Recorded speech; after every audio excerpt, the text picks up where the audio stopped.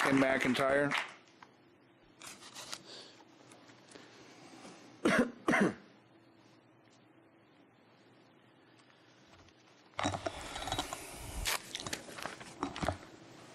Good evening, council members. Ken McIntire from San Bruno Mountain Watch.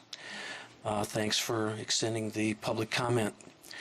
You received, among your blizzard of comments from San Bruno Mountain Watch today, a letter from 1983 from a young independent biologist.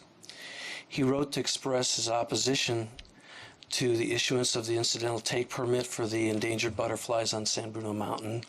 And, you know, many respected scientists opposed the HCP at that time. And David worked really hard then to get support for his position. Anyway, this young scientist spelled out his reasons, which were rather prophetic, and most are still relevant.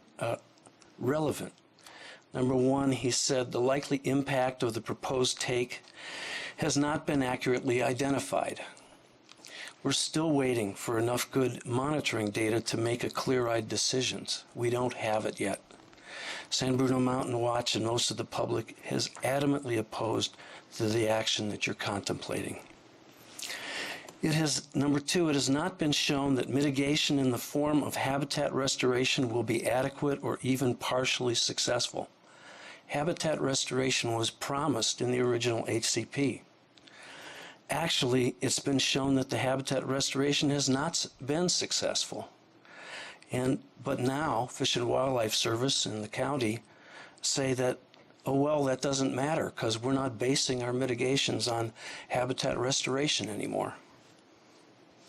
Number three, he said, it has not been shown that the taking projected will not appreciably reduce the likelihood of the survival and recovery of the 3 species in the wild. Well, again, the monitoring and the data are not there yet.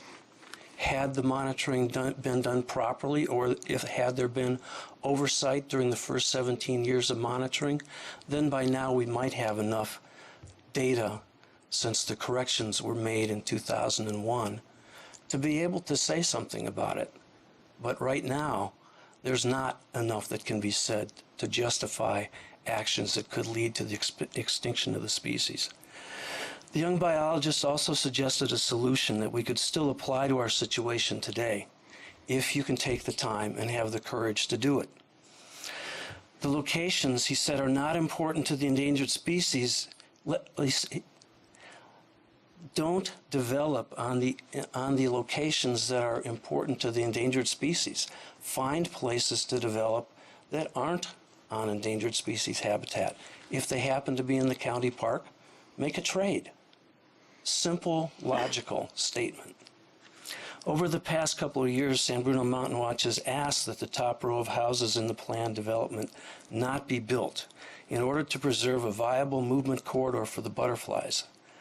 One possible exchange that was suggested on the 19th, I think, by Paul Buscal, was that the developer could build units across the street from the Mission Blue Center, where an eroding hillside, now owned by the county, is useless as habitat and is badly in need of erosion control. Otherwise, it's going to take more of that hill. Perhaps through a density transfer, the city could allow more than 18 units to be built there in order to balance the developer's profit ledger. The county could make that. They could do an equivalent exchange. It's just a matter of doing it.